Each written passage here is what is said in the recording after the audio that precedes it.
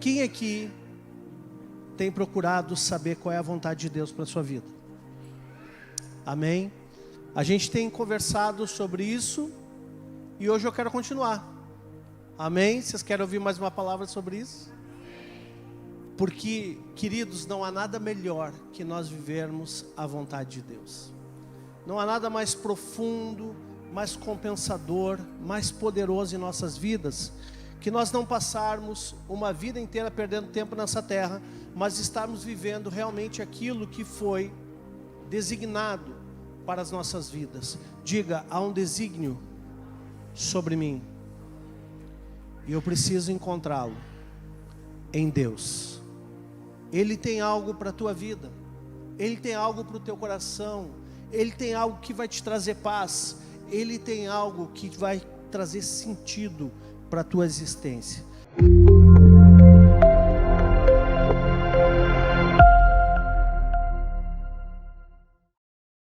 E hoje eu quero falar sobre a maior ferramenta que nós temos para viver essa vontade, que é a sua própria palavra de Deus. Diga, palavra de Deus. A palavra de Deus, ela é poderosa. E eu não quero chover no molhado aqui nessa noite, mas eu quero trazer aprofundamentos e exemplos práticos. E no final, eu quero trazer um exemplo pessoal, um testemunho pessoal. Eu sempre digo que eu procuro não pautar aquilo que eu prego em cima de testemunhos pessoais, mas existem pessoas que estão me dizendo, pastor, traz mais os teus exemplos. Amém, eu vou trazer então para que você tenha como exemplo, mas é só um exemplo. A minha pregação é fundamentada na Bíblia e não no meu exemplo, mas talvez o meu exemplo possa te ajudar. Foi um exemplo inclusive dessa semana que passou, né, aquilo que Deus também falou comigo. Amém? Então vamos lá. Então a palavra de Deus é a ferramenta viva e poderosa usado por Deus para transformar as nossas vidas, mas também para nos equipar, para nos preparar para a realização do seu plano perfeito para as nossas vidas. Então ela é o equipamento básico, o recurso básico para que nós possamos entender esse plano. Todos, quando vão executar uma tarefa, precisam se equipar, não é verdade? Por exemplo, se você vai consertar o motor do seu carro, você vai precisar de ferramentas, sim ou não? Vai precisar de ferramentas lá para desmanchar, né? Alguns usam martelo, outros marreta, mas o carro funciona no final, né? Depende do carro, depende do modelo, né? Se você vai fazer uma atividade física, por exemplo, vai numa academia, você vai precisar de equipamentos. Se você vai fazer qualquer coisa, você precisa desses recursos, equipamentos, coisas que te auxiliem. Se você vai cozinhar, você vai precisar de panela, de fogão, você vai precisar de muitas coisas para poder desempenhar aquela tarefa. E eu quero te dizer que para você desempenhar o plano de Deus para a tua vida, você tem uma ferramenta. E essa ferramenta está na tua mão aí, eu espero, e se chama Bíblia. Amém? Essa é a única ferramenta que você precisa. Pode ter outras, podem ter livros, podem ter outras coisas, mas a palavra de Deus é a principal ferramenta do teu arsenal de vida, para que você possa viver a palavra de Deus. Amém? Em Hebreus 13:20 diz o seguinte: ora, o Deus da paz, que tornou a trazer dentre os mortos a Jesus, nosso Senhor, ou seja, Ele foi ressuscitado, o grande pastor das ovelhas, pelo sangue da eterna aliança, agora, vos aperfeiçoe em todo bem, para cumprides a sua vontade. Então, o próprio Jesus, o pastor das ovelhas, Ele que é a palavra, Ele nos aperfeiçoa para, em todo bem, para cumprir o quê? A sua vontade. A sua, nós estamos dizendo a vontade dele, não a tua, ok? A sua vontade. operando em vós o que é agradável diante dele, por Jesus Cristo, a quem seja a glória para todos sempre. Amém. Então, não existe outra possibilidade de nós vivermos o projeto de Deus nessa terra, dissociados da palavra dele. E eu quero aprofundar um pouco mais hoje sobre este tema.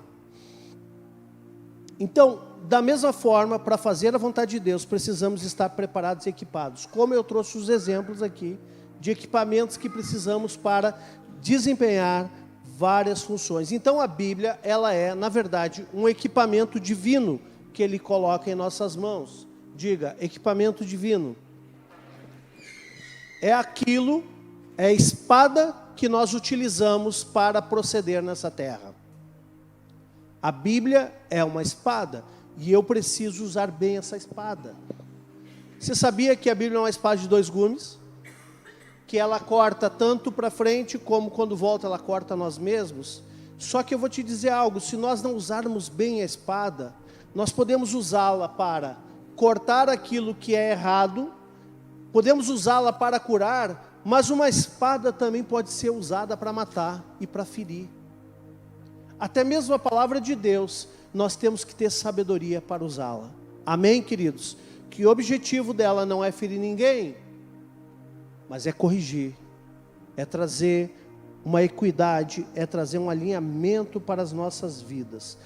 Em 2 Timóteo 3,16 diz o seguinte: toda a Escritura, quando eu falo Escritura, é a palavra de Deus, é a Bíblia, é inspirada por Deus e útil para o ensino, para a repreensão, para correção, para a educação na justiça, a fim de que o homem de Deus seja perfeito e perfeitamente habilitado para a boa obra. Então, se você vai ser útil na obra de Deus, se você tem alguma obra, quando eu falo em vontade de Deus, eu estou falando de fazer a obra dele. Essa boa obra significa algo que ele quer que eu faça. Para fazer a vontade dele, eu preciso ser adestrado por essa Escritura que é inspirada por Deus e útil para esse ensino na minha vida. Então, toda boa obra nada mais é que a vontade de Deus para as nossas vidas. Você vê agora a importância dessa palavra em nossas vidas. Toda boa obra nada mais é que a vontade de Deus sendo expressa em nossas vidas. Mas talvez você esteja achando a palavra que nós estamos trazendo aqui ainda um pouco subjetiva. Nós vamos aprofundar e vamos nos tornar cada vez mais específicos nessa questão. Amém? Efésios 2:10 diz assim: pois somos feitura dele, ou seja, fomos feitos por ele, criados em Cristo Jesus para quê? Para as boas obras, aos quais Deus de antemão preparou que andássemos nelas, para que andássemos nelas. Então, Deus preparou de antemão boas obras, e nós fomos feitos para andarmos nessas boas obras. Isso é viver a vontade de Deus. Foi para isso que você foi criado, meu irmão. Amém? Foi para isso que você foi feito, para que você andasse nessa boa obra, que é a vontade de Deus. Então, conforme o texto que nós lemos antes em 2 Timóteo, a Bíblia, ela nos repreende. Hoje não é um culto que nem o da semana passada, é um pouquinho diferente. Hoje é ceia. E hoje, quando nós estamos na ceia, eu sempre digo que é um culto da família. Então, é o momento que nós alinhamos algumas coisas, amém? E essa palavra é muito boa, porque a Bíblia, ela nos repreende quando estamos cometendo um erro. Ela assim, não é por aí. Ela nos repreende, mas ela também nos corrige, ou seja, vai por aqui, meu filho. Vamos corrigir essa rota, está errada, vamos entrar nessa.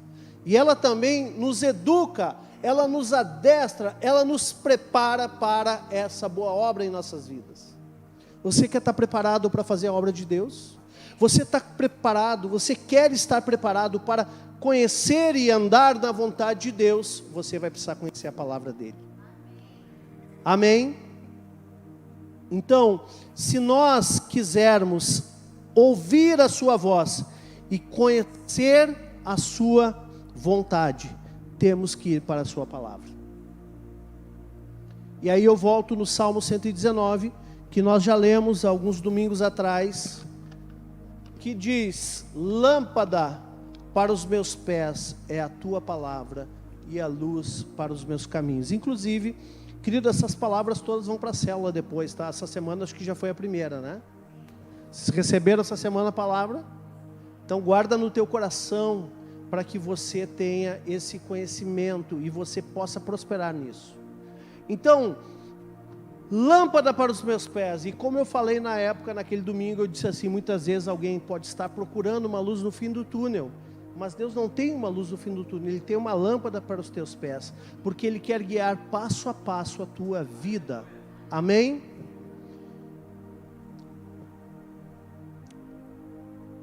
Uma coisa que você precisa compreender é que Deus não tem prazer em ocultar a sua vontade para nós. Não tem pegadinha. Claro que existem revelações mais profundas, mas não tem pegadinha. O problema é que muitas vezes nós não conhecemos o básico. Pensa numa equação matemática. Um matemático, ele pega uma equação e naquela equação tem um x. O x representa o quê? Um número que nós desconhecemos, é verdade ou não é? Mas como é que a gente faz para encontrar o x? Por exemplo, se a minha equação diz assim, ó, x é igual a 3 vezes x, 3x igual a 6. Então eu vou concluir que o x é 2. Como é que eu fiz para saber o valor do x?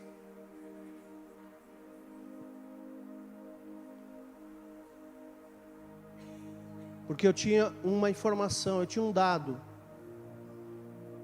3x igual a 6. Então, Deus é assim. Ele sempre vai usar o que já está conhecido para nos entregar o desconhecido. Ele sempre vai usar o que nós já temos para nos dar o que não temos. Ele sempre vai usar aquilo que Ele já revelou para nos entregar aquilo que Ele não revelou ainda. Você está compreendendo, meu irmão? Então, como nós vamos conhecer a vontade de Deus, se nós não conhecemos aquilo que já é absoluto e revelado para nós? Nós só podemos andar na vontade de Deus se nós entendermos aquilo que Ele já nos deu, e ali Ele vai trazer toda a revelação para o resto. Quem está recebendo? Amém? Então, se nós quisermos descobrir a vontade de Deus, e não é algo que está assim, meu Deus, está guardado as 7 chaves. Não, está ali, está disposto ali. Só que nós não acessamos porque muitas vezes negligenciamos conhecer e prosseguir em conhecer o Senhor. Então, se nós quisermos descobrir o que Deus quer que façamos, temos a necessidade de informação absoluta, que é a palavra, invariável, conhecida. Essa é a informação que nós podemos obter, e essa informação é que vai nos levar àquilo que nós não sabemos ainda. Então a palavra de Deus é o único fator conhecido que temos com segurança, a única fonte de verdade absoluta que devemos encher a nossa mente. Se nós tivermos isso, teremos acesso ao resto. Do que você tem enchido a sua mente?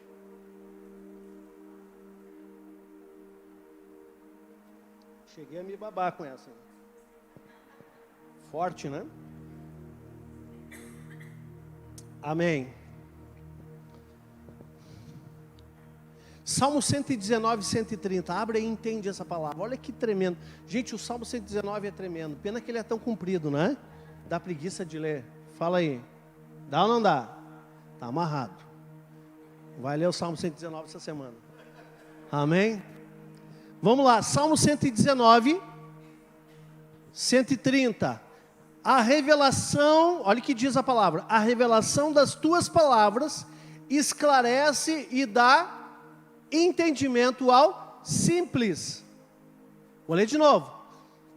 A revelação das tuas palavras esclarece, traz luz, traz clareza e dá entendimento, sabedoria ao simples. Você está pegando? Quem é o simples? Olha para o teu irmão, levanta teu dedo e faz assim, ó. O simples é justamente aquele que precisa do entendimento. É aquele que precisa da revelação. É aquele que ainda não perfeitamente está esclarecido sobre alguma coisa, sobre a vontade, sobre algum tema, que necessita de uma orientação espiritual. O simples somos todos nós diante da palavra. Amém? Esses são que buscam a palavra. Precisamos conhecer a palavra, meus irmãos. Precisamos viver a palavra. Sabe por quê? Porque a orientação que Deus tem sempre vai estar de acordo com a sua palavra. Deus nunca vai falar algo diferente da sua palavra. Às vezes tem pessoas que vêm me falar, Deus me falou. Falou como? Eu estava pensando, ele falou, amém. Então o que ele falou?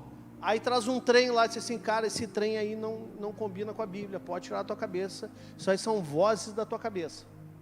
Tem nada a ver com a Bíblia isso. Então aí já tem um filtro. Amém? Você quer saber se Deus está falando contigo? Primeiramente, vê se tem apoio na palavra. Só que a palavra, e aqui nós vamos começar a aprofundar um pouco. A palavra, ela não nos diz o que fazer em situações específicas. Diga, a palavra não me diz o que fazer em situações específicas. Como?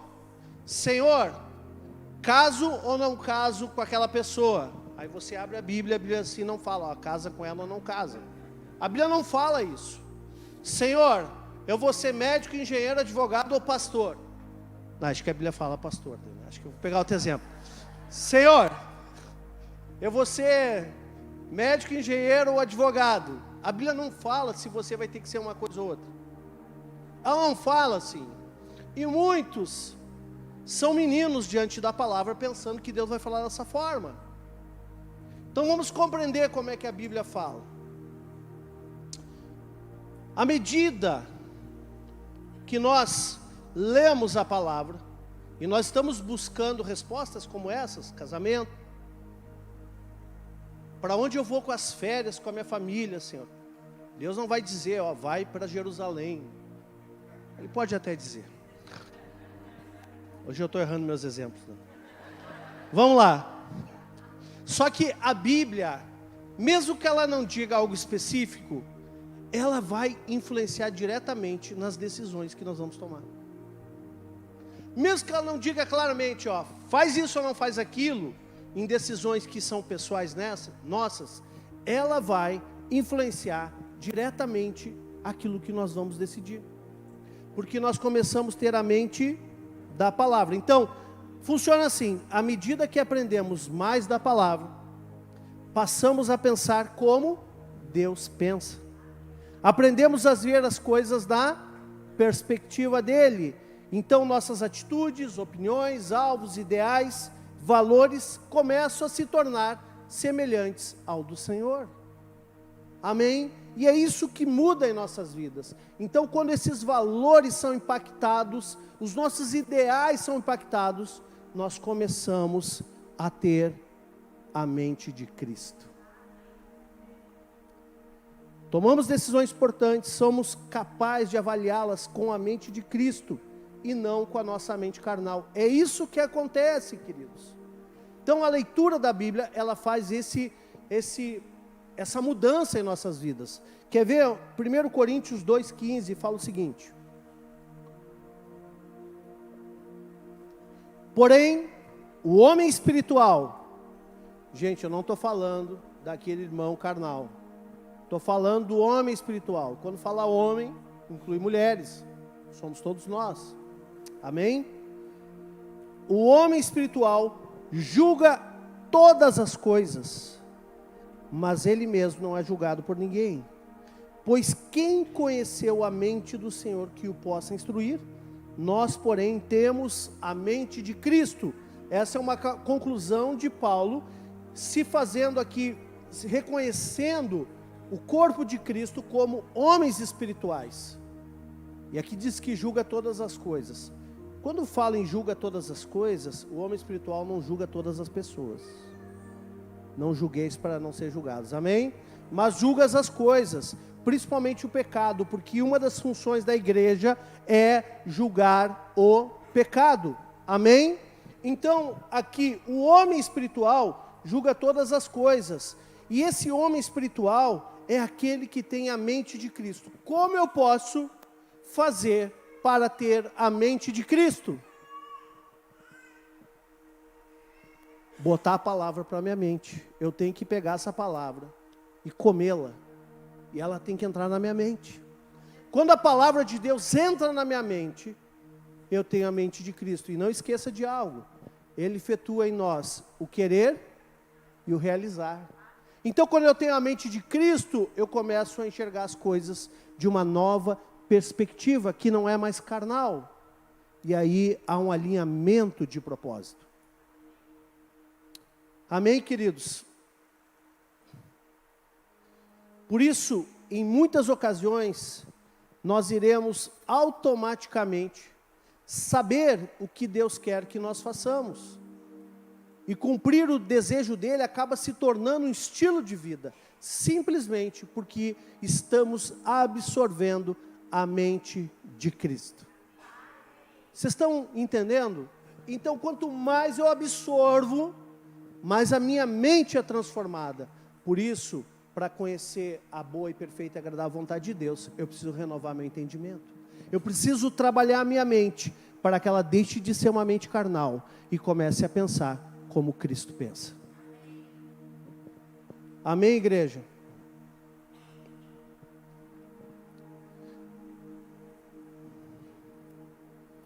Teve um autor que falou certa vez o seguinte: não pode haver jamais qualquer orientação contrária à palavra. Raramente haverá orientação em separado da palavra. A orientação divina deve vir através da palavra escrita de Deus, ou estar em perfeita harmonia com ela. Qualquer coisa disso, diferente disso, não é orientação divina. Então, a orientação divina, ela vem primeiramente pela palavra escrita. Se vier em separado, precisa estar harmonizada com a palavra escrita. Amém, igreja? Então, vamos ler agora as instruções de uso desse equipamento. Como eu vou usar o equipamento que Deus me colocou para me equipar no dia a dia? Querem saber? Primeiramente, há 4 meios básicos pelos quais Deus nos revela a sua vontade. Através da palavra, né? A fim de descobrir a vontade de Deus para a nossa vida. Então pega aqui 4 meios básicos. Preste atenção, vamos lá. Primeiro, existe na Bíblia declarações da sua vontade. Essas declarações em que a frase bíblica, o texto bíblico, ele já expressa a palavra vontade. Essa é a vontade de Deus, que você faça isso, que você seja assim. Então, o próprio texto, ele traz a palavra vontade, a expressão da vontade de Deus, ou um termo equivalente à vontade de Deus. Na própria passagem bíblica já está expresso isso, então não precisa ter dúvida. Amém? Essa é uma maneira. Está claro? Vocês conhecem textos assim? Amém. Não vou ler textos para nós ganhar tempo, nós temos a ceia no final e eu quero orar com vocês, ok? Segunda maneira, segundo meio que Deus usa para falar conosco e para nos orientar através da palavra, é quando mandamentos, ordens, positivas ou negativas. Tipo, faça isso ou não faça isso. Por exemplo, não matarás. É uma ordem negativa, mas ele dá uma ordem positiva. Ide por todo mundo, pregai o evangelho a toda criatura. Ou ide, fazei discípulos de todas as nações. São ordens positivas. Não está escrito a palavra vontade ou um termo similar, mas é um comando dado na palavra. Nós precisamos, queridos, na Torá. O que é a Torá? O Pentateuco. Só na Torá tem 613 mandamentos. Mas eu preciso entender o que acontece ali de fato. Se você não sabe, pelo menos pega os 10 mandamentos. Amém? Pelo menos pega os 10 para entender. Além disso, além da expressão da vontade ou ordenamentos, faça ou não faça, ainda um terceiro meio que Deus fala conosco através da Bíblia é através de princípios gerais que são importantes para as nossas decisões. A Bíblia é um livro de princípios, de Gênesis e Apocalipse. E esses princípios estão contidos na palavra, e eu preciso compreendê-los, porque todo princípio, ele dá direito, ou basicamente todos, eles dão direito a um resultado, a uma contrapartida. Então, se eu vivo o princípio, eu entro na bênção que está ligada àquele princípio para a minha vida. Então, eu preciso conhecer os princípios da palavra. Amém? Por exemplo, temor ao Senhor é princípio de sabedoria. Isso é um princípio, eu preciso temer a Deus. Se eu temo a Deus, eu não vou ficar brincando com Deus. Vou ficar brincando de crente, um dia eu sou crente, outro dia eu sou pior que o pior dos mundanos. Isso é falta de temor. Eu preciso entender a palavra e viver o princípio da palavra que me ensina. Então, ao conhecer a palavra, eu vou conhecer também os princípios que nela estão contidos. E por fim, preste atenção, a quarta maneira que a Bíblia fala conosco é através da nossa mente. Aí que entra as confusões. Mas a nossa mente, ela pode, a partir de tudo isso, ao estudar o texto bíblico, captar impressões fortes. Ou seja, ao ler a Bíblia, eu tenho impressões que me geram convicções. Agora o problema são pessoas que têm impressões e convicções sem a palavra. É por isso que muitas vezes as coisas não dão certo, meus irmãos. Faz o teste, começa, você está com uma demanda para decidir. E depois eu vou dar o meu exemplo dessa semana, Quentinho da Silva, amém? Você está com uma demanda para decidir, e aí você não sabe, e aí você vai ler a Bíblia, e aí ele pode falar claramente, através da palavra, se envolve um princípio, a vontade ou uma ordenança, ou ele vai gerar uma impressão no teu espírito que vai te dar uma convicção. Então faz o teste, quando você chegar nessa semana, você tem que decidir algo, vai ler a Bíblia e diga: Deus fala comigo. E Ele fala, porque Ele não está interessado em brincar de esconde-esconde. Amém? Não tem joguinho. Então, a Bíblia, ela também não pode ser abordada como se fosse um fetiche mágico ou um horóscopo, uma adivinhação. Tem gente que pega a Bíblia, diz assim: meu Deus, eu preciso tomar uma decisão agora, o que eu faço, pega a Bíblia, bota o dedo. Você considera isso a vontade de Deus? Por isso tem muita gente frustrada, por isso tem muita gente indignada com Deus, achando que Deus enganou. Uma vez eu vi uma história que um irmão fez isso, né? Deus, eu preciso tomar uma decisão aqui. Aí ele abriu e ele leu: e Judas saiu dali para se enforcar. Aí disse assim: não, isso não é de Deus, isso é do diabo. Aí ele fechou a Bíblia. Deus fala comigo, eu estou falando sério. Aí ele abriu de novo. Aí ele leu lá. Vai e faz o mesmo. Não. Isso é do diabo. Eu vou dizer, fazer isso é do diabo mesmo, não é de Deus, tá? De Deus é você ler a Bíblia e esperar, aguardar que o Espírito Santo fale contigo. Amém? Ele vai te trazer impressões na tua mente e vai começar a te revelar a sua vontade, te trazendo paz, te trazendo ideias criativas. Gente, olha só, ideias criativas que vão mudar a tua vida. Você vai encontrar tudo isso na palavra. Amém, igreja?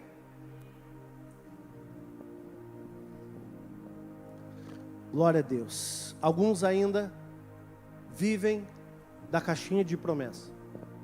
Uma coisa boa da caixinha de promessas, sabe aquela caixinha? Promessas preciosas. Aquela que tem em cima da tua estante. Se estiver chateado, estiver sem paz, estiver angustiado, vai lá e tira uma promessa. Tipo uma aspirina espiritual. Entrega o teu caminho ao Senhor, confia nele e tudo mais Ele fará. Amém. Dali um pouco, você vai lá. Sabe qual é a vantagem da caixinha de promessa? Que só tem notícia boa na caixinha de promessa. Dali você não vai encontrar promessa de juízo. Você não vai dizer assim, ó, se você não receber Jesus, você vai para o inferno. Esse tipo de promessa não tem ali. Só tem coisa boa. Dá para levar a sério uma pessoa que busca a vontade de Deus em subterfúgios como esse? Eu não tenho nada contra a caixinha de promessas. Acho até legal, não é? Brincar ali com as crianças. Mas, gente, nós estamos falando sério. Nós estamos buscando a vontade de Deus. Nós temos que ir para a presença dEle. Buscar, orar, ler a palavra e dizer assim, Deus fala comigo de verdade. Mas muitas vezes, nós estamos sem tempo. Aí a gente faz a técnica do dedo, ou puxa a caixinha de promessa. É assim que muita gente faz ou não é? O que acontece depois? Fica frustrado, porque está enganado, está iludido, não sabe o que está fazendo, não entendeu nada, e aí fica chateado com Deus, se desvia, né? Fica decepcionado. Aí alguém pode dizer assim, pastor, mas no passado, Deus orientou algumas pessoas dessa forma, sim, mas eles não tinham a palavra como nós temos hoje. Amém? Por exemplo, quando elegeram Matias depois de Judas, quando a equipe de Jesus estava incompleta, eles oraram, lançaram a sorte. Como também, e aí foi escolhido Matias, quando também no Antigo Testamento tinha Urim e Tumim, que lançava a sorte para saber a vontade de Deus. Hoje não é assim. Hoje Deus nos deu a sua palavra escrita. Vai ler, meu querido. Olha o termo de assim, vai ler. Solta a preguiça desse lombo. Vai estudar, meu irmão. Amém? Vamos dar um aplauso ao Senhor por isso.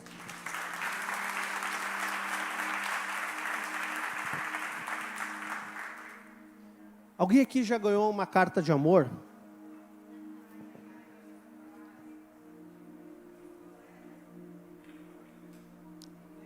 Alguém ganhou?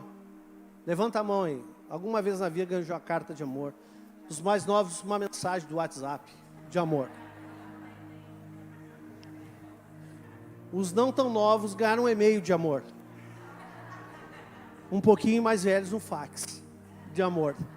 Tá valendo, tá? Qualquer uma dessas. Pode levantar a mão aí. Foi fax, não tem problema. Olha só. Fax de amor é brabo.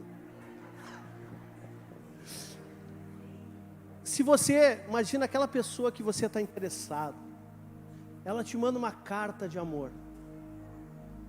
Aí você pega, é uma carta de 3 folhas, que o amor ele é transbordante. Pode ser 5. Aí você deu uma olhada rápida assim e olhou no final, está escrito lá, eu te amo. No final, aí você pega, marca com a caneta, marca texto, Ele me ama. Não precisa ler o resto. É assim que funciona? Uma frase é suficiente? Você precisa ler toda a carta. E na carta de amor que ele te deixou, tu vai ler toda também? Ou só uma frase é suficiente? Glória a Deus. A carta, pode aplaudir para o Senhor. A carta de amor que ele te deixou. Quando eu leio a cartinha da promessa, eu estou lendo só uma frase. Mas eu não entendo tudo mais que tem ali. Amém, queridos? Aí tem alguns que leem João 3,16. Ou lê o Salmo 23. Senhor é meu pastor, nada me faltará. Ai, coisa boa, eu tenho um pastor. Nada vai me faltar. Tranquilo. Mas é tudo? Não. Isso é só um pedacinho da carta, meu irmão. Você tem que ler a carta inteira. E olha, o Novo Testamento está cheio de cartas. Pode começar lá. Amém? Então, dito isso, eu quero trazer um exemplo, tá? Daquilo que Deus falou comigo essa semana. Quem entendeu até aqui? E eu ia pregar essa palavra que eu vou ler agora, mas ela se tornou parte da mensagem porque eu queria continuar falando sobre a vontade de Deus. Amém? E esse é um exemplo claro do meu devocional. É um testemunho que eu vou trazer para vocês em cima dessa palavra. Mas recebe essa palavra no teu coração também, tá bom? Eu estava orando aqui na igreja de manhã bem cedo. Eu acho que foi na terça ou na quarta, não lembro agora. Estava fazendo meu devocional, orando. E eu tenho no meu coração alguns objetivos que são ousados, que requerem muitos recursos financeiros para colocar em prática, tanto na minha vida pessoal como ministerial. Coisas que a gente não sai compartilhando, coisas que a gente está orando e buscando o Senhor. E eu comecei a orar dizendo assim: Deus, eu preciso que Tu fale comigo. Eu preciso que Tu fale comigo através da Bíblia.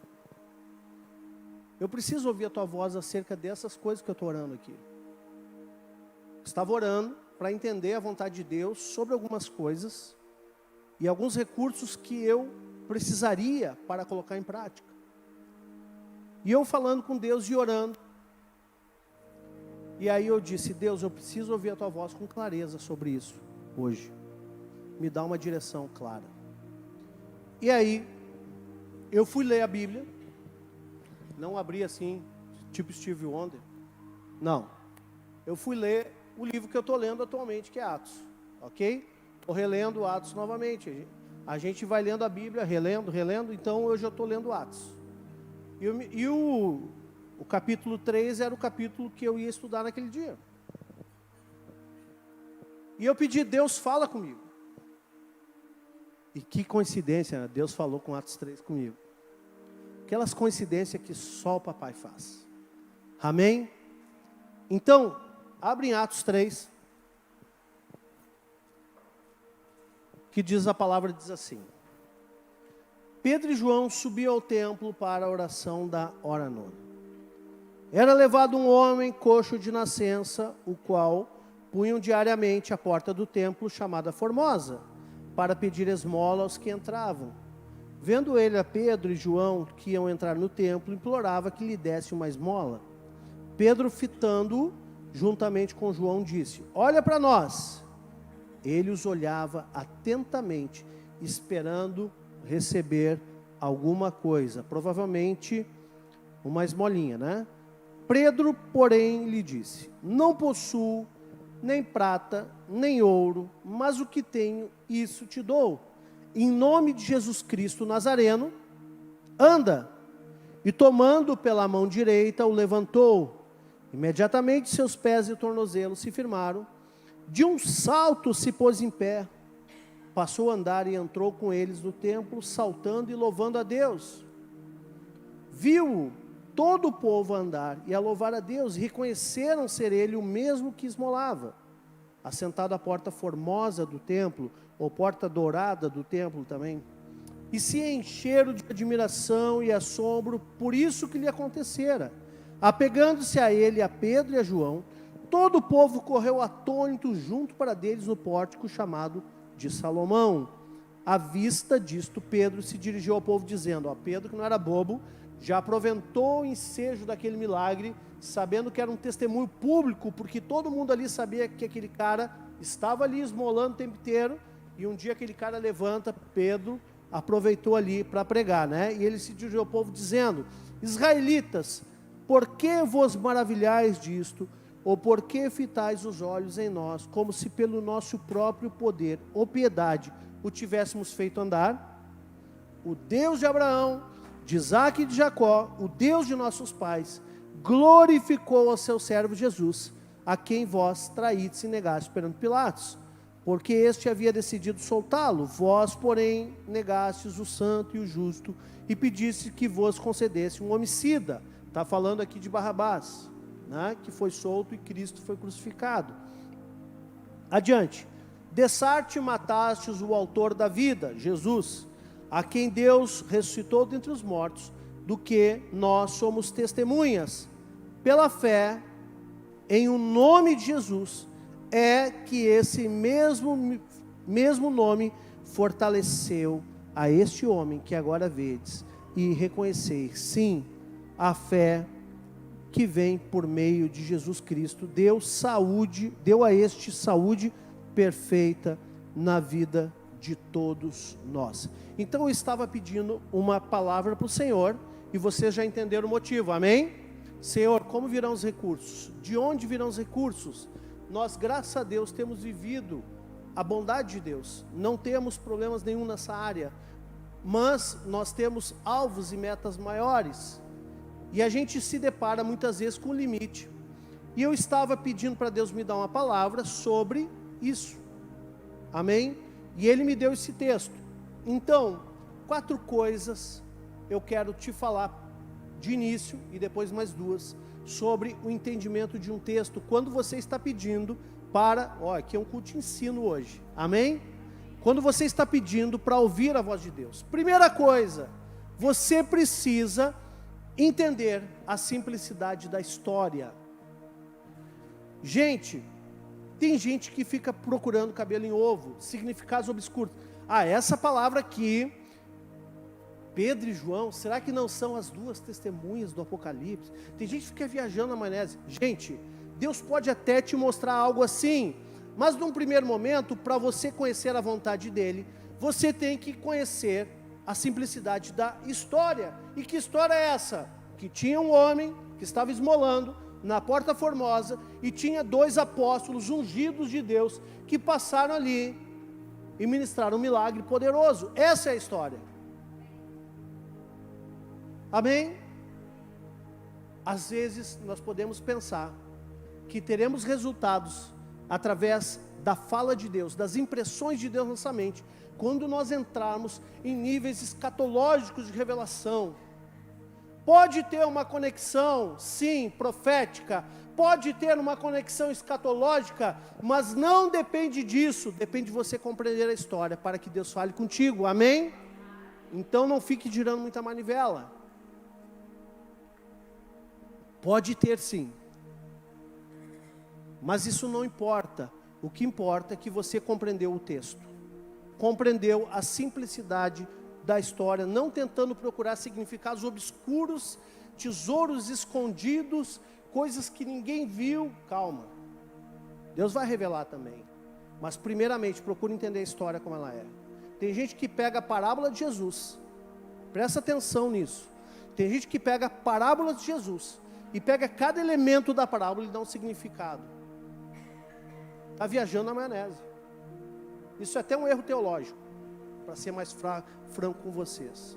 Não pegue detalhes e comece a dar significado. O significado está nas palavras. Entenda a história. Agora, além de entender a história, você precisa entender o quê? O texto. Você precisa entender o que cada palavra do texto está dizendo. Amém? Isso faz parte da exegese. Entender o que o texto está dizendo no seu ambiente. Então, cada palavra pode trazer uma revelação, sim. Cada palavra, cada vírgula, cada sentença do texto pode trazer uma revelação. Mas primeiramente entenda a história.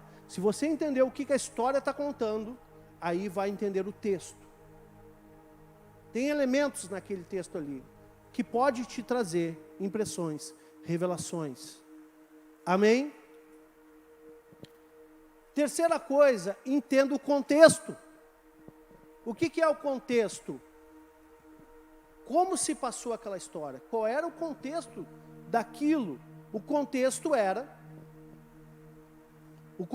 era, no primeiro século, discípulos de Jesus, que estavam passando ali, indo ao templo, o segundo templo, que ainda estava em pé na época de Cristo, aquele templo, não que foi feito por Salomão, mas aquele que foi reconstruído por Esdras, Neemias, e toda aquela turma que voltou da Babilônia, com Zorobabel. Sim, era esse templo.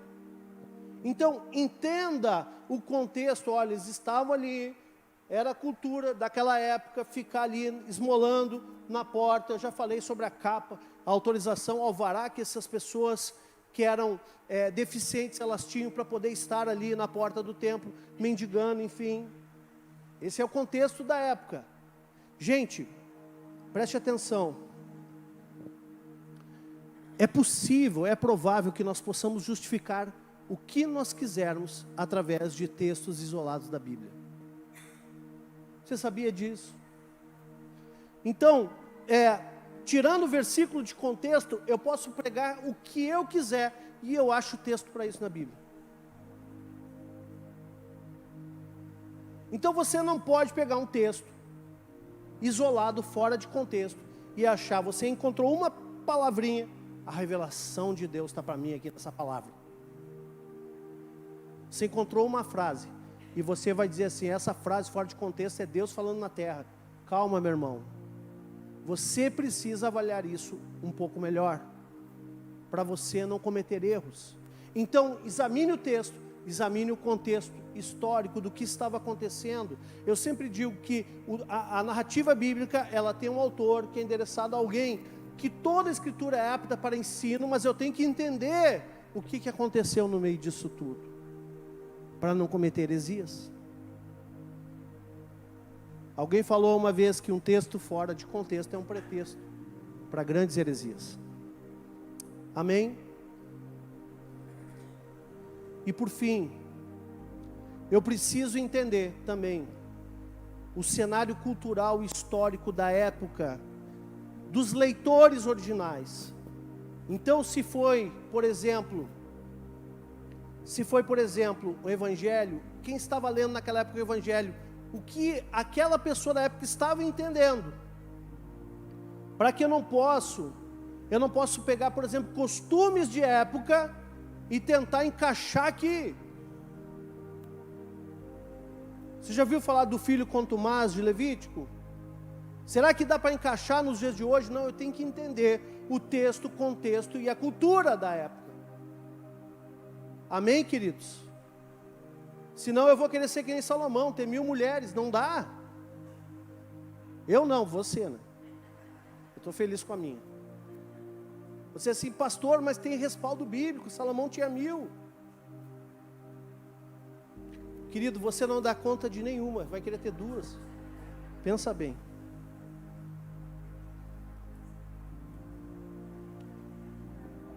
Tudo isso que eu falei, o meu enfoque aqui não é teológico, tá? Mas só para quem gosta um pouquinho de cultura, chama-se exegese, que é essa análise do texto no seu contexto, no seu ambiente, tá? Existe uma coisa chamada exegese, que é pegar um texto fora de contexto, ir para o campo da subjetividade e começar a viajar na maionese. Essa aí é exegese, com S, que exegese é com X. Amém? Então vamos lá. Agora, a pergunta é, o que tem por trás dessa passagem que Deus está falando comigo? E Deus falou comigo essa semana através dessa passagem. Eu vou te mostrar o quê? O que tem por trás? Então, tem o texto no seu ambiente, o contexto, enfim. Agora, o que Deus está querendo falar a nível de interpretação através dessa passagem? O que Ele está querendo me ensinar com isso? Então, eu posso concluir que é uma demonstração. Para aí que meu Minha Bíblia digital que está perdendo a bateria. Peraí, só um pouquinho que eu vou abrir aqui. Então eu posso concluir, tá? Lendo essa passagem, que é uma demonstração de poder. Lembra que Paulo falava? A minha pregação não consiste em palavras persuasivas, mas demonstração de poder e do Espírito. Amém? Então, eles estavam aqui, os apóstolos, trazendo uma demonstração de poder dos apóstolos originais, aqueles que eram diretos a Jesus. Eles tinham uma vida espiritual que suplantava as necessidades naturais daquele homem. E eles viram ali uma oportunidade de glorificar o nome do Senhor através daquele milagre e impactar a comunidade, a sociedade daquela época, levando muitos a crer em Jesus. Então isso é o que o texto está querendo mostrar. Como é que é o nome disso? Tecnicamente falando, hermenêutica. Isso seria uma hermenêutica, é saber o que o texto está querendo dizer. Então, quando eu vou ler a palavra, antes de ter a revelação, presta atenção nisso, antes de ter a revelação, que é aquela impressão no teu espírito, você precisa fazer o entendimento exegético, entender o que o texto está falando, o contexto está falando, entender a história, e depois entender o que Deus está querendo falar através daquela história, hermenêutica. Aí, você vai começar a ir para o campo da revelação. Agora, revelação no ar. Ah, pastor, eu li lá um texto fora de contexto, tem uma revelação aqui. Isso aí é outra coisa, meu irmão.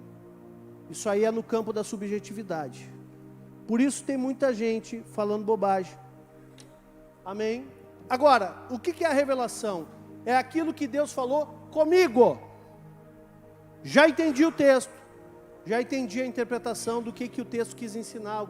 Agora, o que Deus está falando para a minha vida? Aí que entra a revelação da vontade de Deus para a tua vida.